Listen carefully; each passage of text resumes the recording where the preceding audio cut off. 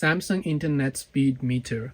Hey everyone, welcome back to our channel. In today's video, I will guide you on how you can display the speed of the internet on your Samsung device, on your control panel, or on this little status bar. So make sure to stick with me till the end. Now you can see I'm currently using a Samsung device over here which is running on Android 13 One UI 5.1. So if you want to go ahead and then basically display a network speed indicator here, make sure you're updated to the latest version. Now once you come to the settings tab, you can simply go to the option known as notifications here, and from here on you can simply go to advanced settings.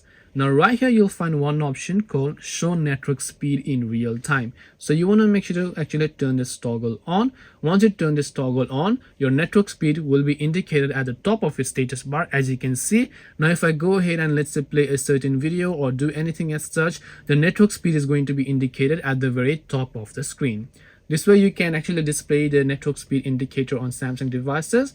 Hope this video was very helpful. If you have got any questions, feel free to leave them down below. Thank you very much for watching till the end, and see you in the next video.